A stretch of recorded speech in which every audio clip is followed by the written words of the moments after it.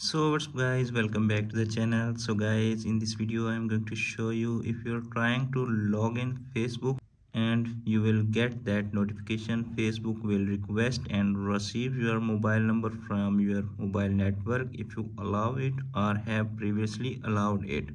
So basically this is the permission. If you allow that permission, Facebook will get your phone number from your network provider, and if you select don't share, Facebook will not able to get your phone number from your network provider. So basically this is the permission if you allow the Facebook, and if you don't allow the Facebook, the reason is unknown for this permission.